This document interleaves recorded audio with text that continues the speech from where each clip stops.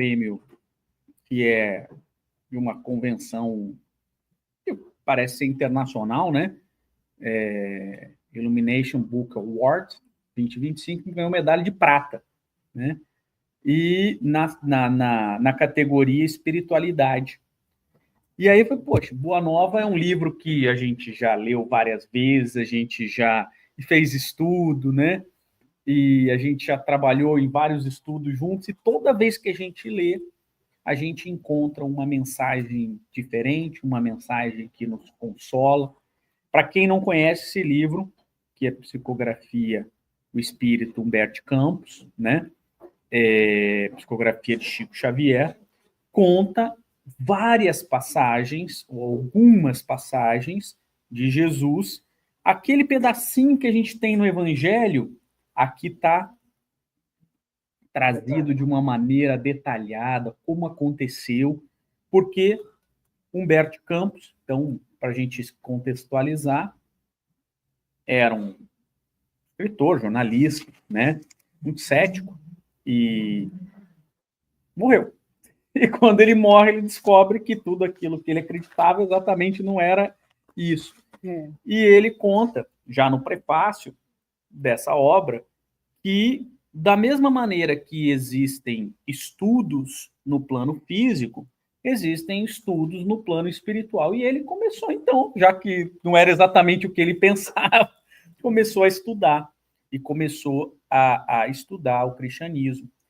E ele, inclusive, conta nesse prefácio que um amigo falou que o Cristo, enquanto ele estava vivo, que Cristo era a rocha, né? A rocha da humanidade.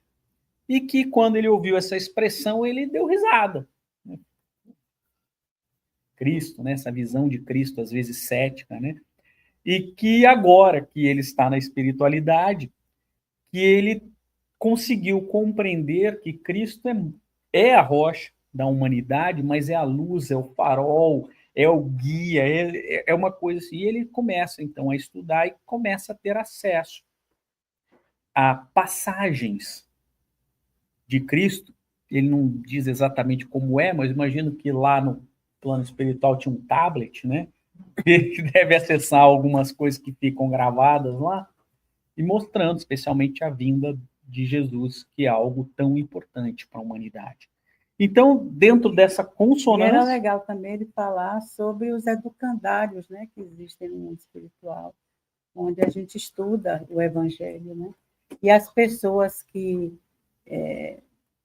estavam na época de Jesus, que conviveram com Jesus, mas não são as pessoas, vamos dizer assim, que foram faladas, que foram citadas, né, na Bíblia, nas passagens que foram escritas pelos discípulos, eles contavam o que eles viam. Então, era uma grande escola onde as pessoas do povo traziam também o seu olhar daqueles que viveram na época de Jesus. Então, ele achou aquilo, né?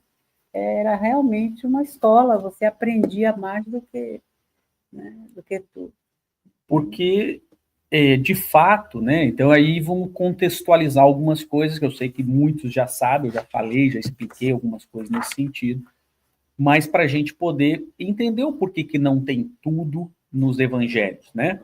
Então, a primeira coisa, a gente precisa, o evangelium, né, uma expressão do grego, que foi adotada pelo Império Romano, e ele significa boa nova. Então, quando a gente fala em evangelho ou falar boa nova, é a mesma palavra, tá? E era uma expressão usual no Império Romano, tá? Quando o Império Romano começa a dominar as diversas províncias a seu redor, né? O César, não o Júlio César, o César, como era denominado o imperador, ele mandava os seus sacerdotes para trazer o Evangelium de César, ou seja, a boa nova de César.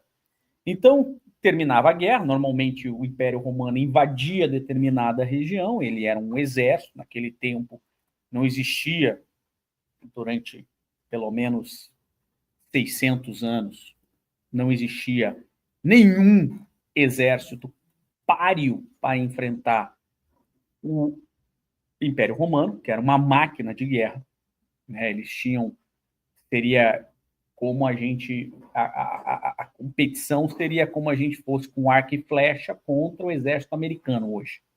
Era quase surreal a discrepância em relação a técnicas de guerra, em relação a metodologia de guerra, em relação à estratégia de guerra, né? Então, o Império Romano ele devastava tudo, óbvio, imagina você estava lá sendo e sofria todos os horrores da guerra.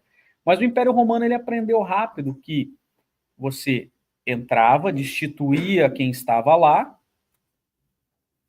matava, nomeava um administrador local e mandava os sacerdotes para pregar o evangelho, uma boa nova. Imagina, você estava sofrendo com a guerra, no dia seguinte você falava, olha, acabou a guerra, a partir de agora vocês pertencem ao Império Romano, vocês vão ter que pagar tributos, tem uma série de obrigações, mas por conta disso a gente vai trazer leis, ninguém mais vai invadir vocês, a gente vai proteger vocês, a gente vai trazer a justiça, a gente vai trazer estradas, a gente vai trazer, e todo mundo agora vai pertencer ao Império Romano. Todo mundo ficava feliz, que era a boa nova de Roma. Então, quando os evangelistas trazem essa expressão evangelium, ou seja, evangelho, todo mundo da época sabia, né, que era a boa nova, tá? Mas qual era a boa nova? Isso é uma coisa importante quando a gente lê os evangelhos, porque o evangelho, se você for pensar, nós temos 4 evangelhos praticamente, né? Então a gente tem Mateus, que foi o primeiro de todos, embora todo mundo diga que o primeiro, historicamente, se pegar os historiadores, eles dizem que o primeiro evangelho é de Marcos, né?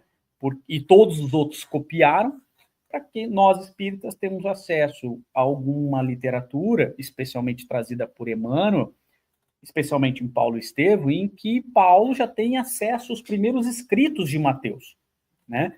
Então, Mateus foi o primeiro, depois a gente tem o Evangelho de Marcos, que não conheceu Jesus.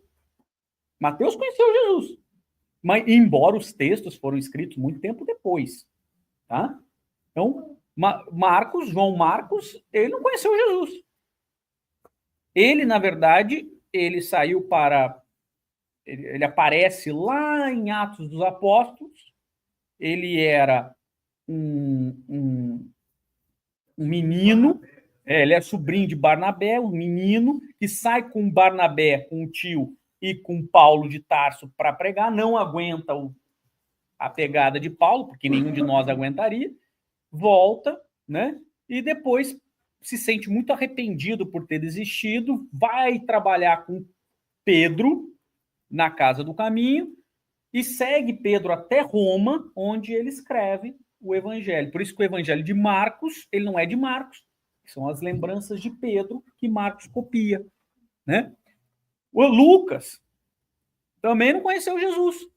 Lucas, ele é convertido por Paulo de Tarso no navio. Lucas era um médico, convertido por Paulo de Tarso no navio, e aí, na verdade, até numa outra situação, quando ele vai para Antioquia, depois, enfim, mas quando ele vai para a igreja de Antioquia, encontra Paulo, começa um laço de amizade. Paulo de Tarso vai até a Maria, começa a escrever os escritos com João, Maria e tal, não sei o que lá, é preso, não tem tempo de terminar aquilo que ele seria evangélico, seria injusto, né? Porque o Novo Testamento, eles são 27 livros, 14 de Paulo. Então já seria sacanagem ele escrever ainda o evangelho, né? E ele pega o manuscrito, entrega para Lucas e fala assim, Lucas, vai lá e termina isso aqui, vai lá conversar com Maria. E por isso que ele tem uma narrativa diferente e tal, uma narrativa muito... Tem duas coisas interessantes, porque o Lucas, ele era um médico de navio. Então, algumas traduções, porque os evangelhos são escritos em grego, né? O grego era o inglês da época. Então, você pega no original, ele está dizendo assim, Jesus era o nosso comandante. Não está dizendo que ele era, né, ele é o comandante, quer dizer, são expressões bem próprias de navio, né? E Mas, enfim, Lucas não conheceu Jesus. E João conheceu Jesus, óbvio, João era o queridinho de Jesus, né? Então, ele escreve o Evangelho de João. São os 4 evangelhos. E aí você pega. Na época tinha isso de cabeça, agora não tenho, mas também não é importante. Poucas passagens do Evangelho estão nos 4 evangelhos. Essa é a primeira coisa. Então, assim, tem um trecho aqui, então, mesmo nos 4 evangelhos, não passa de 10. Não passam de 10 passagens que estão escritas nos 4 evangelhos. São 7 ou 9, sei lá. Também é relevante, porque, imagina, contar uma história inteira e os 4 não conseguirem coincidir a história. E por que isso? Isso é importante a gente entender quando o Humberto de Campos está colocando aqui, para a gente poder entender o contexto. Então, vamos lá. O Evangelho não é de Marcos. Então, esse é o primeiro ponto. O Evangelho não é de João. Ele não é de Lucas. O Evangelho, a boa nova, é Jesus. Ele é a boa nova. A boa nova é de Deus. Então, quando, lembra, o sacerdote era mandado por César, ele vinha fazer o evangelho, a boa nova de César. Então, ele estava trazendo as mensagens de boas notícias de Júlio César. De Júlio César. Então, quando a gente lê o evangelho, a gente não pode ler pensando que esse aqui é o evangelho de Mateus, Lucas. O evangelho é de Deus. Essa é a analogia que a gente tem que fazer. Então, a boa nova é segundo Mateus. A boa nova é Jesus, que é uma boa nova de Deus, segundo Mateus. Segundo Lucas. E aí aquela história, se a gente terminar aqui e falar assim, nos últimos 10 minutos, cada um escreve uma redação resumindo a palestra aí da Marisa e do Ayrton. O que vocês vão? Cada um vai escrever uma coisa. A coisa que mais chamou a atenção, aquilo que ele mais viu, aquilo que mais gostou. Por isso que não tem. Por isso que não tem tudo. Tanto que João, no último momento do evangelho de João, ele fala o quê? Jesus fez muito mais do que eu estou contando. Só que faltaria livros para explicar. Ele fala isso, não sou eu, não. Faltaria livro no mundo para explicar o que Jesus fez. Eu estou aqui só dando uma ideia do que ele fez. Então, isso é muito importante para que a gente tenha a noção quando a gente está falando da Boa Nova. Então, quando a gente coloca a Boa Nova é Jesus. Ele é a Boa Nova. Jesus veio nos trazer um caminho, um outro caminho, um caminho mais suave. E isso foi contado. Por isso que quando Allan Kardec, ao escrever o Evangelho segundo o Espiritismo, não era o Evangelho segundo o Espiritismo o nome. O nome do que ele escreveu lá em Santa Adresse, em 1863, ele estava lá escrevendo, e aí quando ele termina o que hoje nós conhecemos como Evangelho segundo o Espiritismo, ele chamava Imitação do Evangelho. Esse era o título que ele deu. Aí ele mandou para o senhor Didier, que era o editor dele, e o senhor Didier falou assim, Imitação do Evangelho não é um bom nome. O pessoal não vai entender o que você quer fazer, vai tentando... Aí o Kardec olha, você tem razão. Ele falou, então vamos dar um nome melhor para isso. E aí o Kardec, inspirado, obviamente, faz o Evangelho, ou seja, Jesus, segundo o Espiritismo. Veja que nome genial. É como Jesus é visto perante as lições do Espiritismo, perante essa nova revelação. Por isso que o Evangelho, segundo o Espiritismo, tem um trecho do Evangelho, tem uma explicação de Kardec, e tem, na sequência, várias ou algumas mensagens de espíritos que foram mandando para ele naquela situação. Então, só para a gente... Isso é importante para a gente poder entender, quando a gente estiver lendo e falando sobre as histórias da Boa Nova, a gente ter essa noção de que Jesus é essa Boa Nova, e essa Boa Nova de Deus para nós. E começo, posso falar? Se você me deixar falar, eu vou embora. Posso? E Humberto Campos começa assim, né? Então, quando veio Jesus? A primeira coisa é quando. Ele começa a situar a gente, né? Então, ele começa lá no Império Romano. Jesus nasceu e era Império Romano, né? Só que, quando a gente pensa em Império Romano, a gente tem uma ideia errada de Roma, né? Porque Roma é muito maior do que foi o Império Romano. E muitas vezes a gente fala que o Império Romano é todo o período de Roma. E não é. Roma surge, e aí eu vou pegar parte da história e parte do que a espiritualidade nos conta.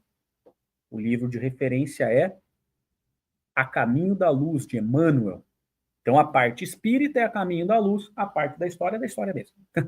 São vários historiadores. Então, Roma surge com o propósito de Cristo. Tá? Nada nesse mundo, e isso que é importante a gente ter sempre essa noção. Nós não estamos abandonados, nem isso aqui é um trem desgovernado.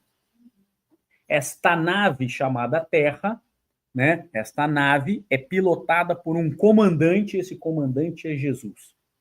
E esse cara tem horas e horas de voo. Muito mais do que a gente pode medir. Ele é o que nós chamamos um espírito crístico. O espírito crístico, segundo Kardec e os espíritos na Revista Espírita, é o espírito puro que chegou no mais alto grau evolutivo dos espíritos puros. Então, esse é o cara que está no comando.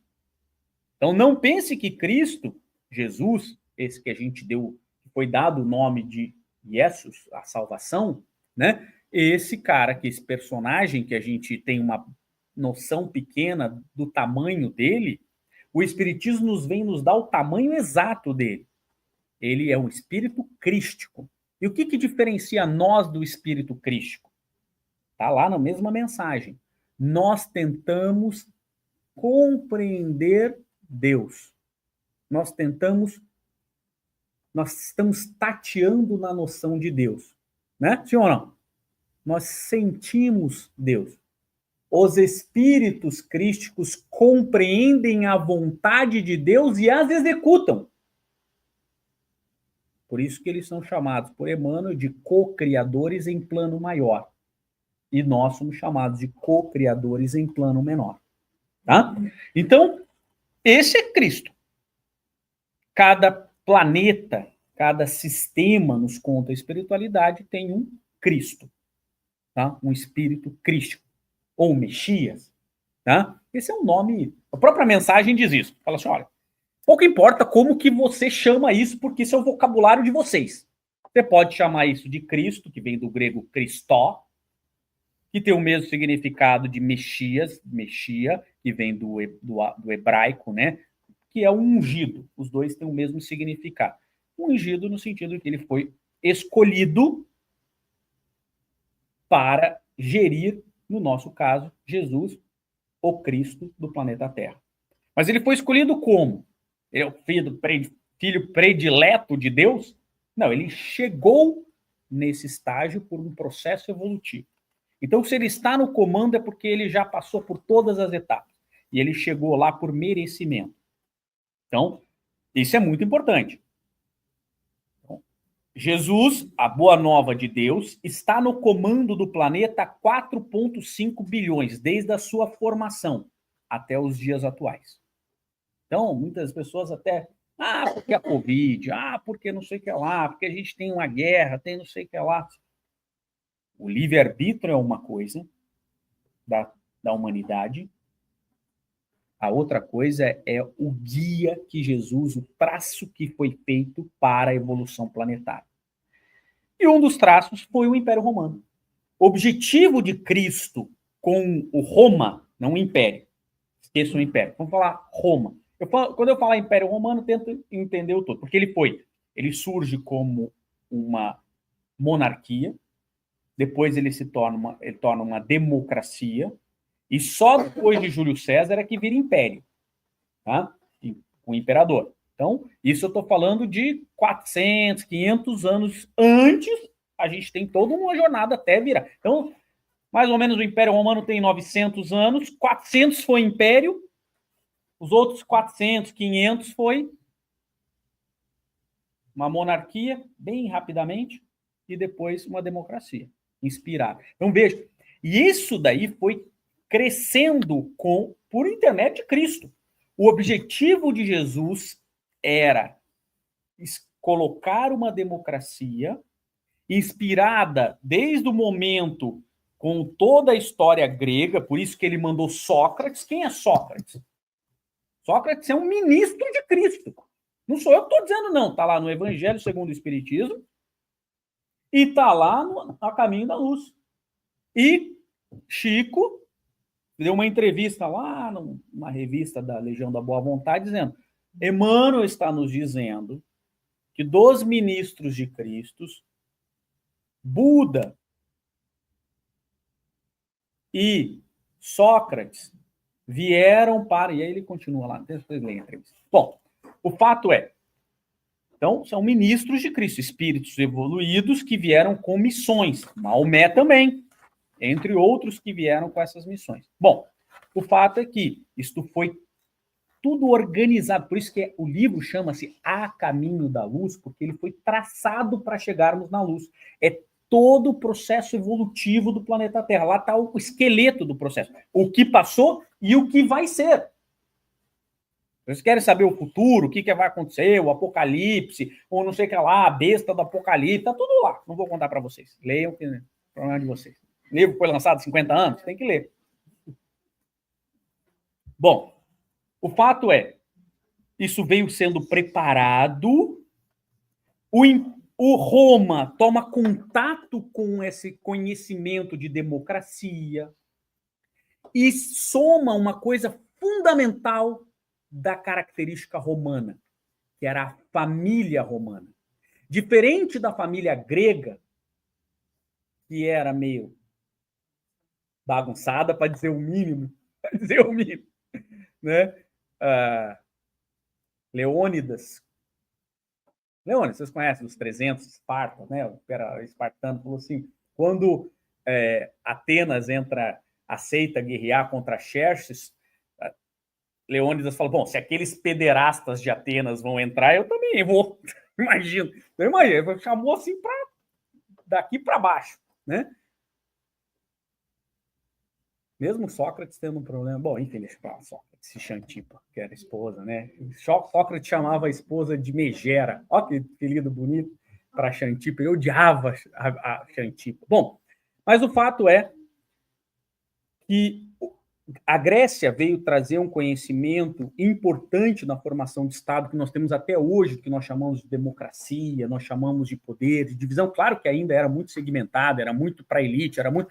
E o Império Romano toma conhecimento daquilo, o Império não, Roma toma o conhecimento daquilo, implementa dentro de Roma, institui um sistema democrático baseado numa família com valores fortes, né? Mas que vieram com o passar do tempo e as escolhas do livre-arbítrio deturpadas. Quando Roma se sedimenta, né, isso no auge da democracia romana, começa-se a fortalecer o exército e as invasões e deturpar, então, aquela essência que Cristo tinha criado. Porque o objetivo de Cristo é que nós falemos dentro das nossas diferenças, cada um com as suas, porque Deus, ele é o Deus da diversidade, senão todas as flores seriam rosas. Todas as flores, toda a grama seria igual, e não é. Então, Deus é o Deus da diversidade, mas com respeito e harmonia, que nós falássemos a mesma língua, que nós tivéssemos todo... Esse é o projeto de Cristo, que nós falássemos, todos nós nos entendêssemos enquanto sociedade mundial, não enquanto sociedade do meu bairro, do meu país, ou da minha nacionalidade, ou do isso. E Roma foi projetado para isso. Acontece que deturpou. Deturpou por conta da vaidade, do orgulho, e isso culmina o auge. E conta-nos Emmanuel que esse é o momento em que a humanidade estava atingindo, a humanidade, o processo, a maturidade. Completou 18 anos. No caso, 21 aqui. Completou 21. Agora você está livre, pode fazer o que você quiser. E ao invés de abrir, formar uma família, comprar uma casa, um bom emprego, começar a estudar, ir para a universidade, opta ir para a gandaia, fazer festa e fazer tudo errado. E tudo bem, porque é o livre-arbítrio. Só que aí o que acontece quando você faz isso? Você tem o que chama de karma, né? O pessoal chama de karma. E o Império Romano é implementado com Júlio César um pouquinho antes, né? Que era um espírito bélico, que veio para unificar e não conseguiu. Para quem não sabe, Júlio César foi imperador romano, não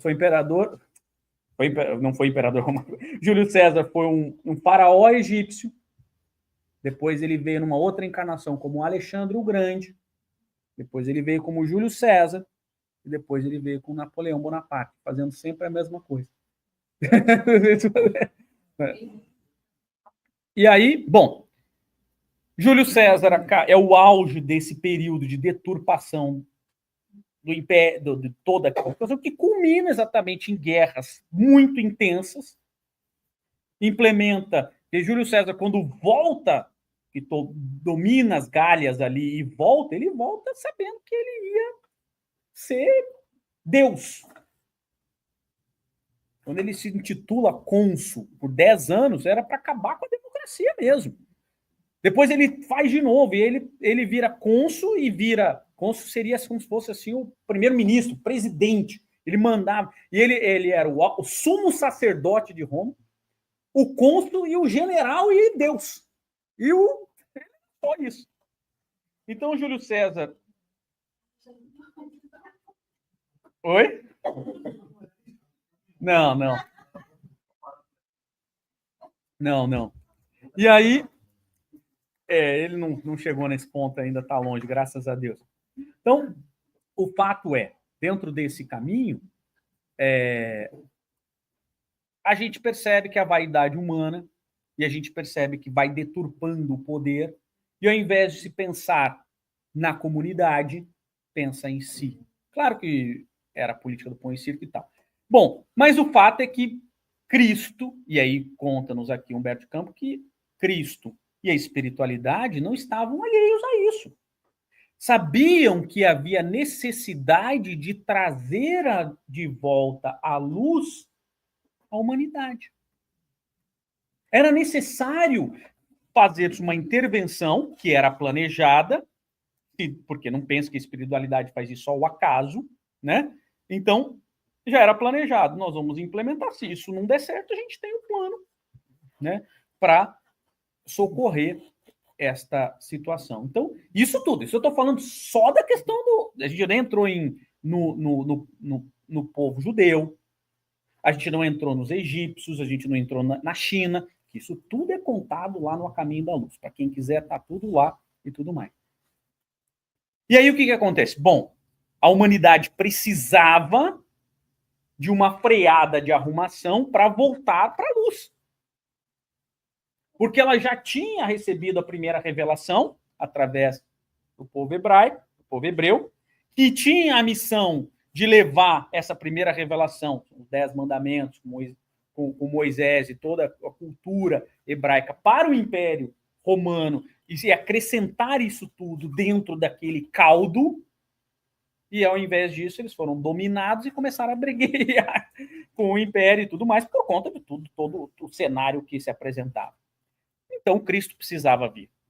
Então, isso tudo foi organizado. Mas o problema era, como é que Cristo vem num cenário de caos? Porque ele precisava ter, porque Cristo ia resolver. Ele estava tranquilo, ele é um espírito crístico. Segundo o livro dos espíritos, os espíritos crísticos são infalíveis. Então ele não ia falhar na missão. Cristo não tinha problema nenhum, podia estar o caos que fosse. Pôncio Pilatos, que era um traste. Olha, se tem um cara que era um traste, era o Pôncio Pilatos. Não estou dizendo não. É Emmanuel que fala isso. Emmanuel fala, olha, para ele ser traste, ele tinha que melhorar muito. Pôncio Pilatos olha, Pôncio Pilatos, na presença de Jesus, estremeceu que não foi capaz de condenar com todo o poder que ele tinha. Porque Pôncio Pilatos mandava mais que Herodes. Porque o Império Romano não era bobo. Ele nomeava um representante lá, que foi Herodes, nem judeu ele era, mas nomeava um governador para fiscalizar e cobrar o imposto de Roma, que era Pôncio Pilatos. Ele tinha o poder de Roma naquela região. Ele tinha o poder de matar quem ele quisesse, ele não conseguiu matar Jesus. Nem condená-lo. Lavou as mãos. Então, você imagina. E olha que ele era um traste. Mas por que ele não podia? Ele não conseguiu. Na presença de Cristo, ele não conseguiu. Ele não conseguiu. Porque Herodes não mandou matar as crianças na época que Jesus ia nascer? Mandou, Herodes mandou. Não conseguiu. Não era aquele mesmo Herodes, mas era o pai dele. Todos chamavam Herodes. É igual.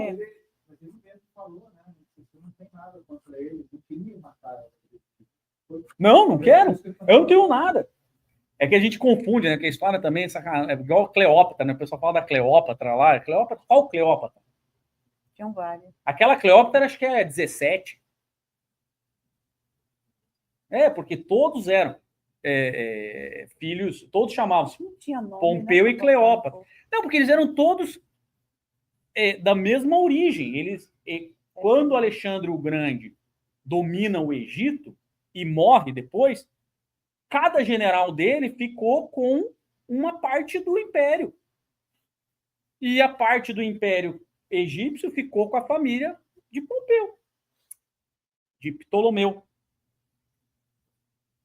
Então, todos eles se chamavam Ptolomeu I, Ptolomeu II, Ptolomeu III, e casavam entre eles, era irmão com irmã, e ela chamava Cleópatra, então eles ficavam casando. Era assim. Bom, enfim, deixa pra lá essas partes da história. Vamos. Então, precisava organizar. Conta-nos naquele livro fantástico que, sábado, para quem quiser ver o finalzinho dele, que é Francisco de Assis, que para a vinda de Jesus, 2 bilhões de espíritos perversos, não eram ruins, não, porque os ruins continuaram ali. Os perversos tiveram que ser deslocados para equilibrar a psicosfera planetária. 2 bilhões para a vinda de Jesus, mas não era para ele. É porque Jesus ia ficar 33 anos, sei lá se é isso mesmo. Alguns dizem que não é. Essa questão de calendário eu não vou entrar também, porque é outra parte só para falar de calendário. Bom, mas vamos colocar no oficial 33 anos, 3 anos pregando, e aí? Ele precisava que Paulo, ele precisava Pedro, que eram pessoas que tinham um processo evolutivo, mas ainda eram imperfeitas. Porque Cristo poderia ter selecionado os 33 ministros para reencarnar com ele. E aí todo mundo ia olhar para aquilo ali e ia falar, e aí? Porque o evangelho não é isso. O evangelho de Jesus não é pegar espírito puro e colocar ali e a gente mirar naquele espelho. O evangelho de Jesus é para os doentes. É isso que Jesus falou. Eu sou o evangelho, eu sou a luz, eu sou o remédio para os doentes. Então é pegar Pedro com suas deficiências, Paulo com suas deficiências, matou um monte de gente pelas suas mãos e transformar para que a gente olhe e nos inspire no processo evolutivo. Na certeza de que é possível evoluir. É possível caminhar em Cristo. E aí? Mas esse ambiente precisava ser preparado. Só que uma das preparações, e aí que Humberto Campos vai contando, ele fala assim, Jesus nasce logo depois do primeiro imperador, que era Otávio Augusto. Então, o que acontece? Júlio César estava lá, faz as atrocidades que tinha e tudo mais, e todo mundo sabe, é assassinado no Senado romano. Por quê? Porque ele estava suprimindo os poderes, ele estava... E o Senado também não era flor que se cheire, mas era melhor ter o 300 que não eram flor que se cheire do que um só que não era flor que se cheire. Então, e aí ele é assassinado, isso gera toda uma situação. Todo mundo achou que com o assassinato, porque daí Brutus, que era... ele era uma filho, um afilhado, ele adorava o Júlio César. Que a frase principal é: até tu, Brutus. Vai ter você. E todos dizem que sim, né? A história de Júlio César é uma coisa interessante. Ele na verdade, Brutus era filho da amante de Júlio César. Tá? Então, a real era essa. A fofoca bíblica é essa. Tá? Né? Então, e que era amante durante muitos anos. Me fugiu o nome dela, já vou lembrar. E tinha, toda a família era muito anciã lá em Roma, que tinha todo um poder, e eles tinham falado, desde a independência, desde a... mais ou menos o que acontece. Porque aqui é meio o Império Romano de novo, né? Aqui é o Império de... Enfim, o fato é que aí, óbvio, Brutus, eles assassinam, gera um caos no Império, e vem Otávio Augusto, que ele era parente de Júlio César, mas Júlio César só teve filhas, né? Umas morreram e tudo mais e tal. Só que Otávio Augusto, ele era um cara família. Ele era um cara da tradição antiga, daquela família. Então veja como a espiritualidade prepara o ambiente, por isso que os historiadores falam, e houve um momento de pacificação. Nunca, em nenhum momento do Império Romano, foi tão pacífico quanto o tempo curto, mas o tempo que Otávio Augusto foi imperador. Ele foi realmente, de fato, o primeiro imperador, mas tudo estava ali apaziguado para a vinda de Jesus. Muitos historiadores acham que a responsabilidade é Otávio Augusto, mas a espiritualidade trabalhando, é isso que Humberto de Campos veio nos mostrar, a espiritualidade trabalhando o mundo para poder receber Jesus, num ambiente mais pacificado, num ambiente menos conturbado possível, porque os perversos foram retirados, né? E ficou só os ruins, né? Aqueles não é que eram ruins, eles estavam em processo, né? Eles estavam no caminho evolutivo deles. Vem então Jesus, não é exatamente Otávio Augusto reina até 27 depois de Cristo, né? Então ele nasce naquele período, mas quando Jesus estava pregando já não era mais Otávio Augusto, mas todo aquele momento ainda era um momento de certa tranquilidade dentro do Império.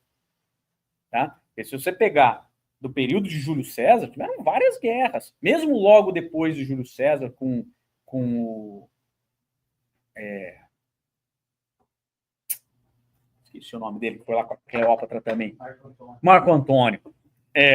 Marco Antônio foi um período conturbado, tanto que Otávio Augusto vai ao Egito, naquele período em que Marco Antônio, então, suicida-se e Cleópatra, porque achou que Cleópatra estava morta, fingindo que não tinha. Cleópatra também ia ser muito bonita, né? Porque todo mundo se apaixonava por ela. Júlio César. Essa história do Império Romano está muito bem contada no seriado numa série que tem no Netflix chamada Império Romano. Oh, yeah. Ela fala de Júlio César, ela fala de Calígula. Entendeu? Embora tenha um salto ali em Calígula, né? Sim. Ali tem um salto. Mas é muito bem. Tem historiadores que falam muito bem. É muito boa. É sim. Claro que esse gap, né? Calígula é um pouco depois, né? E Calígula depois de Tibério. Calígula é sobrinho de Tibério, né? Enfim. Mas o fato é, sim, muito boa e também um pouco narrada numa série muito boa que quem não assistiu deve assistir, que é The Chosen. Eu penso assim que se os caras que escreveram The Chosen tivessem lido Boa Nova, aquilo que é muito bom teria ficado perfeito. Mas a série é muito boa. Claro que você tem que ver aquilo como uma série, uma coisa que foi... Nem tudo tá... nem tudo aconteceu exatamente daquele jeito e muitas das coisas são contadas só um trecho. Então, daquele trecho, eles imaginam que foi daquela maneira, A minha maior crítica é no The Chosen é a Maria Madalena. A minha maior crítica na série. Porque quem lê a Boa Nova e vê a conversão de Maria Madalena é a coisa mais linda do mundo. Essa mulher, ela não só aceitou Jesus, como ela viveu Jesus. Mas também, se a gente for pegar, Jesus pegava, para a mesma característica, ele só apontava para o lado certo. O problema de Maria Madalena é porque ela tinha um amor viciado. E Jesus, ao colocar o amor do caminho certo, porque a primeira experiência de amor... Mas era o vício da sensação, né? A sensação, não era nem o amor. O sentimento. Quando ela descobre o sentimento do amor verdadeiro, pronto, porque ela vê que tudo que ela viveu foi só... Porque o primeiro momento do amor no processo evolutivo é a relação carnal, sexual, aquela experiência. É o primeiro momento. É o primeiro passo. Época que a mulher era muito... Né? Também, além... Ela não tinha voz. Tanto então, que... ela só tinha que aceitar. Se era pobre, tinha que comer. Então, para comer... Sabe? E é sensorial. A gente vê isso hoje ainda. Tanto que os bichos, se não fosse sensorial, não se procriariam. Então, é sensorial. É o primeiro passo dentro do processo. Isso não sou eu que estou dizendo, não. É Jesus. Assim, é assim. É Jesus. Tá? E a hora que você acerta isso e você descobre que pode ser sensorial, mas também ele é muito mais do que o só carnal e sensorial, esse é o processo evolutivo. Também porque para o espírito encarnado, ele só... É sensorial. Só vê a matéria, ele não sabe que ele é um espírito. Hoje é difícil, né? Você se ver espírito e dizer, não, eu não vou tomar essa decisão, não vou ter essa fala, não vou dizer isso, não vou fazer aquilo, porque eu, como espírito imortal, vou me comprometer. E, como espírito encarnado, vou fazer uma bobagem. Ter a consciência, né, do que... Então, não é fácil. Então, a série... eu acho que a série peca nisso. Época, né? É a única coisa que... Porque a gente vê, muitas vezes, a conversão de Paulo como uma coisa assim, ele transformou da água para o vinho do caminho de Damasco, que também não foi. Não foi da água para o vinho. Foi um processo. Um processo longo, doloroso e de transformação em Cristo. Mas é porque a gente pensa assim, que a pessoa, quando vai se transformar, é como Jesus. Jesus já veio Jesus. Ele não se transformou aqui com a gente. Ele já era bom, né? E nós nunca vimos ninguém, a não ser Jesus, que precisasse se transformar. Exato. Não precisasse. Que não precisasse, Não conhecemos. Né? Está lendo Francisco, a gente vê as Paulo de Tarso, a gente vê o pulo, né, do gato numa encarnação. Mas isso todos nós, não tem um de nós aqui que estejamos hoje sentados aqui que não tenhamos tido já um processo de mudança nessa encarnação, nessa idade que nós estamos. Porque Francisco de Assis veio pronto, né? Não totalmente, ele não era perfeito, mas ele veio pronto, porque ele era João. Ele era João Evangelista e veio Francisco. Então não deu nem tempo. A gente sai dessa aqui bacana e vai cair. Não, e ele ainda teve uma outra oportunidade, né? A gente não tem esse pistolão que... E ele ainda teve uma outra oportunidade, porque como ele cuidou assim de Maria e tal, eu acho, né? Estou fazendo a especulação bíblica. Então, eu acho não, ele cuidou, né? Mas como ele cuidou lá, quando foi queimado vivo no óleo fervente, como João o Evangelista, ele não foi queimado, não sentiu nada. Não sentiu nada. E aí os soldados romanos viraram e falaram assim, eu não tenho o que fazer com você, vai embora e muda de nome. E ele virou o pai Francisco. Por isso que quando os historiadores olham o Apocalipse de João, fala assim, não é de João, é outro João, porque quem está escrevendo isso aqui, a estilo linguístico é diferente do Evangelho de João. Sim, porque ele não é mais João. Ele era Francisco, ele tinha sido... Aí ele já estava tão ali num outro nível, que daí ele é queimado vivo, não é queimado, ele se transforma e ele entra em outro nível. Mas foi o único apóstolo que deu esse. Foi. Assim, que estava pronto para isso. Porque né? ele já era, né? Ele veio menino, ele já devia ser um espírito mais evoluído, né, em relação aos demais. Mas, enfim, uma especulação. Não, tanto era que Francisco é um espírito encarnado que veio e quem tomava conta da história toda era Jesus, muito de perto. Então é outro departamento, mesmo Sim. naquela época, né? Quando ele se sentia assim meio triste, Você meio... ter Jesus na sua cola, assim, não, peraí. Quando ele se sentia meio triste, Jesus, eu fui conversar com ele. Imagina, calma, esse é outro nível. minha calma. É que nem o Eurípides Barçanufo. O cara ficou triste, Maria apareceu para ele. E aí ele falou, não, você não é Maria e tal, não sei o quê, fica tranquilo, eu não imagino que estou nesse nível, não. Eu sou eu sim. E vou te dizer o que você vai fazer. Você imagina, esse é o nível, né? Eu acho que a única coisa boa dessa encarnação para nós é que a gente não vai sair esperneando mais. Sim. Sem saber, eu vou para onde, cadê, desço, subo, atravesso. Já vai chegar lá e não vai ficar dando trabalho, né? Então, eu acho. Então, para a gente ir concluindo... Mas ninguém quer ir, né? Eu mesmo. O fato...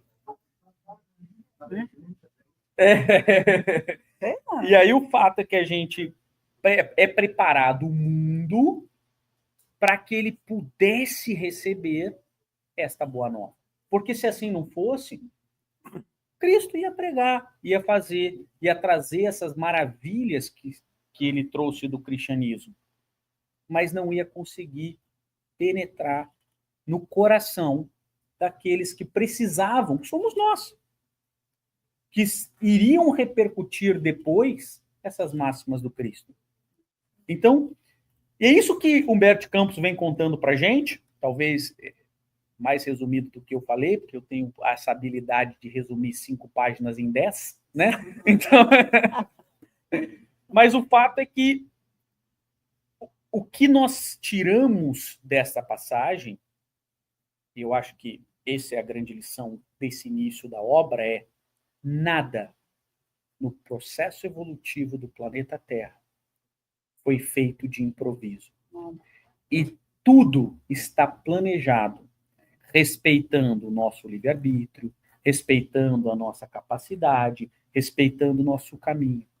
Mas tudo está no caminho. Por isso que eu, às vezes, sou muito crítico, às vezes, quando as pessoas têm uma sensação de que o mundo está pior. Que nada.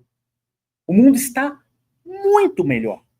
Ele não está perfeito. Você não acha que vai entrar. Por que a gente acha que o presidente do país, de qualquer um deles, vai ser um espírito puro?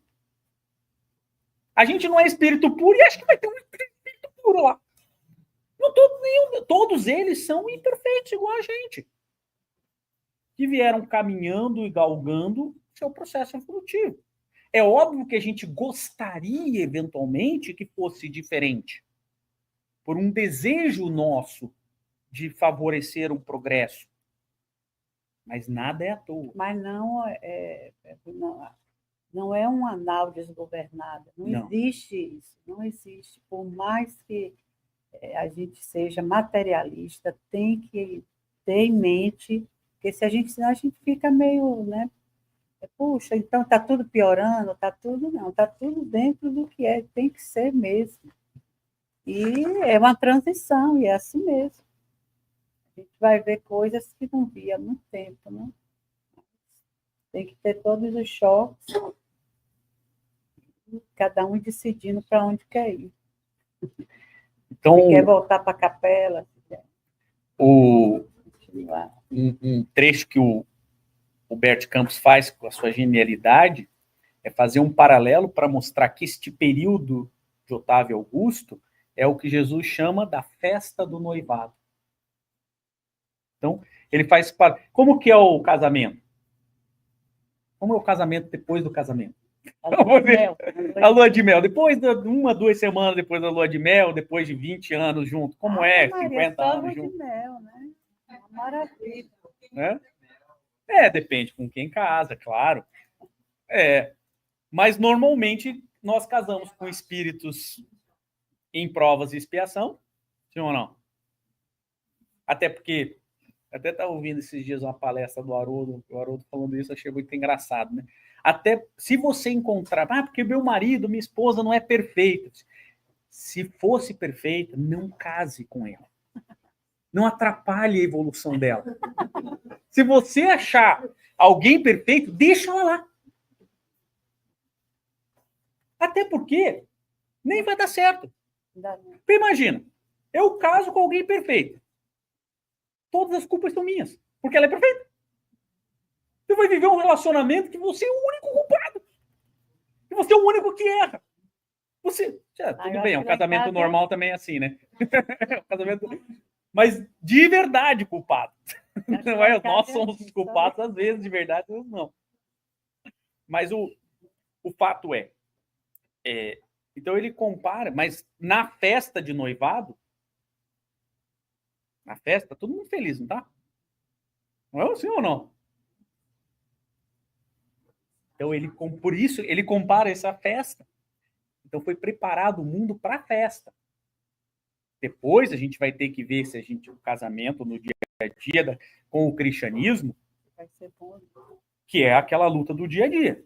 Mas a festa está todo mundo feliz. Por isso que eu, como costumo dizer, né, nós advogados cobramos caro o divórcio, porque a gente nunca é convidado para a festa do casamento. A gente só é convidado para o divórcio. Quando tem problema, aí chegou no ponto mais caro. Aí tem que cobrar caro, porque a gente, né? Mas para concluir, eu gosto de uma... só para a gente... Depois dessa festa dos corações, qual o roteiro indelével para a concórdia dos homens ficaria o Evangelho como o livro mais vivaz e mais formoso do mundo, constituindo a mensagem permanente do céu entre as criaturas em trânsito pela terra. O mapa das abençoadas altitudes espirituais, o guia do caminho, o manual do amor, da coragem e da perene alegria. Então, se a gente quer buscar, de fato, a alegria permanente, o amor sublime, o caminho está escrito no Evangelho de Jesus. Mas não é para decorar, é para praticar. Nas linguagens, parafraseando exatamente Francisco de Assis. Meus irmãos, saiam e preguem o Evangelho. Se preciso for, usem palavras. Uma boa noite.